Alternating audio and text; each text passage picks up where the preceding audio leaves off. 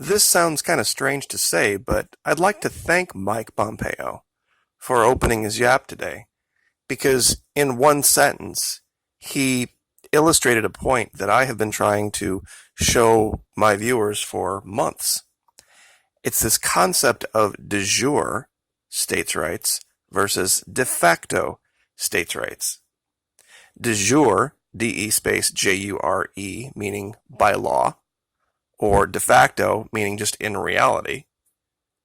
I've been pushing for de facto states' rights. Why? Because those who are now in charge of determining what is lawful and what is not are criminals themselves.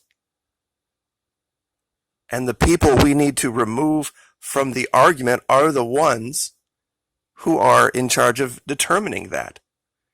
If someone would say, you're not a patriot to DC, I'll take that as a compliment. De jure, according to law, by right, declared to be standards by an authority.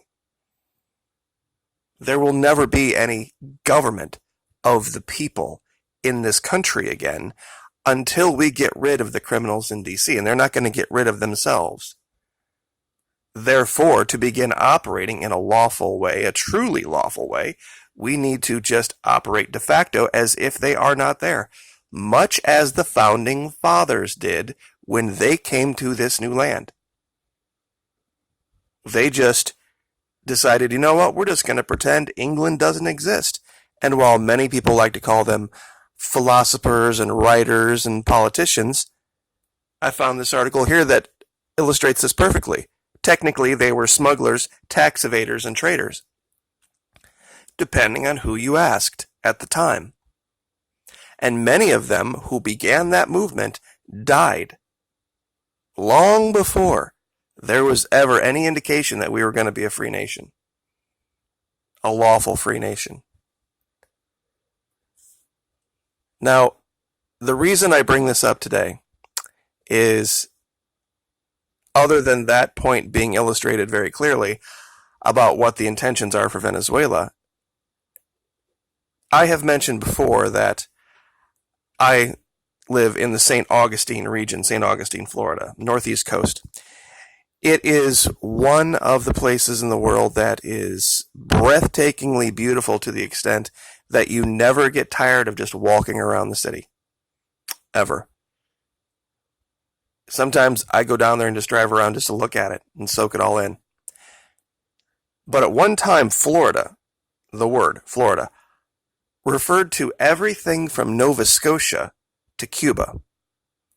Spain controlled the east coast of the United States way before the English ever set foot here. And the reason St. Augustine, where I live, exists is because the French violated that treaty, established a place called Fort Caroline, which is now modern-day Jacksonville. Menendez was sent by King Philip to come here and get rid of them, and in the process established the colony known as St. Augustine, and it is the oldest continuously inhabited settlement in the Americas, 1565. Decades and decades before Plymouth Rock, before the Mayflower. In fact, the people that came here probably were dying or had grandchildren before those people. Those people weren't even born on the Mayflower. Think about that. It was a very, very different place back then, and the Spanish really kind of set the standard. Now, before anybody stops me, yes, the Spanish did some pretty horrible things. The Spanish Inquisition, they came here, the conquistadors, and they cut a swath through this country in their conquest for gold, and they didn't care who got in their way. But it goes to illustrate that the story, what we call history, isn't really what we've always been taught. That if anyone could really establish who was here first, other than the Native Americans, I don't know how anyone could argue against the Spanish. They had cities here, they had trade routes here, they had negotiated agreements with the local Indians, the Tumaquana Indians here, long before the English crown got involved. But if you have a chance, please come visit St. Augustine. It will change your life. If you're the type of person that enjoys history and seeing the living, breathing history of this country, come see St. Augustine. It's a hidden jewel on the East Coast. But when we talk about things like socialism, evil, terrible, horrible socialism in Venezuela versus what we would see Mike Pompeo and his people install if they were to ever come to power down there, we can see that here. There was a man named Henry Flagler who was the capitalist's capitalist. He built up the entire east coast of Florida, a railway all the way from the Georgia line, actually continuing up the east coast, but all the way through the state, all the way down through the Keys. Massive, luxurious hotels. This is one of them that's located here, the Hotel Ponce de Leon, and I wanted to show this picture here. This is Whitehall. Whitehall. This was basically the White House south of its day. He was a founder of Standard Oil with the Rockefellers. He was one of the early Illuminati that came down here and took advantage and capitalized all of Florida and made Florida this capitalist paradise. That's why I don't think it's any accident that we have Rush Limbaugh calls his home here. Of course, White House South, even before the interest in politics, this is where Mr. Trump spent most of his time at Mar-a-Lago, and many, many others.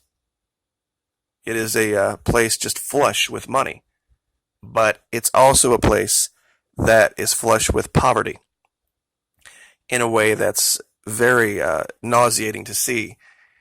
You can drive through certain areas of Florida not far from here, and you won't find a house, you won't find any property less than $3 to $5 million, and you can go 25 minutes and you won't find anything greater than $60,000. The difference is striking. It really is. Jacksonville is one of the most dangerous cities in all of Florida. I would say probably is the most dangerous. I'm sure there's parts of Miami, but I am never up there for any reason whatsoever these days. It is just one shooting, one mugging after another. But they have a pro football franchise. They have the port. They have all sorts of industry down. They have banking, the Navy, but yet poverty and crime everywhere. And anyone who knows anything about Florida knows it's not a big socialist state. It's just that this type of dynamic, a capitalist dynamic, will result in very few wealthy people, and then those that are kind of attached tangentially around them, and then vast swaths of incredibly poor people with absolutely no chance whatsoever. You might see in a socialist country, while it's attempting to build itself up, become something equitable, something better, a more even distribution, and this is a fair assessment, an even distribution of misery. But I don't know. I mean, maybe that's just where I differ. If I were in a community with a bunch of people and everyone was pulling together and everyone was doing the best they could, and I saw a few people that had everything they needed and a whole bunch more, and then there were some people that, couldn't even feed their kids, I couldn't live with myself. That's just me. But it's very clear, especially when you listen to what Mr. Pompeo had to say today, that the designs on Venezuela has nothing to do with the well-being of the people of Venezuela. I don't even know how anyone who supports the current administration, even if you disagree with me, you don't like me, or you think socialism always fails, or all this kind of crap, that you really think that Trump, Bolton, Pompeo, Rubio, Abrams, all these guys are doing this out of the kindness of their heart, because they just really love the people of Venezuela, and they just can't stand to see them suffer any more than they have under poor, horrible Nicolas Maduro. And really, you think that's the case with these people? Because I don't know how you would explain it any other way. Their continual. I was laughed at when I first started talking about Venezuela a couple years ago because people thought, oh, it's just not relevant. You're just making stuff up. It's, after the election was over, you're just looking to build an audience or whatever. And I said, this is going to be a big deal, guys. This is going to be a big deal. And, with everything happening with the Fitzgerald, we kind of moved away from it. But slowly the story built, and now it is the single most important foreign policy issue going on in D.C. right now, bar none. I would argue that it's far more important than Iran. They talk about this literally every day. Something has changed. Something has moved forward. They have tried multiple times to overthrow this government. I haven't seen one attempt to overthrow the Iranian government. I haven't seen an attempt to overthrow the North Korean government. If our government is all so fired up, excited about human rights, explain Jamal Khashoggi and Saudi Arabia. No one can. No one can. And tell me the last time there was an election in Saudi Arabia or in North Korea. It's one of those things you just can't answer, but it's an interesting parallel to see that here in St. Augustine, we have the remnants of a capitalist, a guy that moved through Florida and, to his credit, left behind a legacy to teach with. The Ponce Hotel is now a college. It's called Flagler College. It's a liberal arts college that teaches of the dangers of unbridled capitalism, unbridled corporatism. And if you still think that the answer lies in either an R or a D, you have two choices. If you vote R, you're voting for continued promotion of corporatism and capitalism. If you vote D, you are voting for the continued promotion of big government. Much bigger government than was even being suffered under during the founding of this country. What DC does now when Democrats are in charge is far worse than anything the King of England or the King of Spain ever did. Ever. So I will leave this link for you, this story about the Founding Fathers, and you can read through here. They're attempting to do a hit piece on socialism, but in the explanation they actually reveal that what they want people to believe can't possibly be true. So we will leave it there. Like, share, subscribe.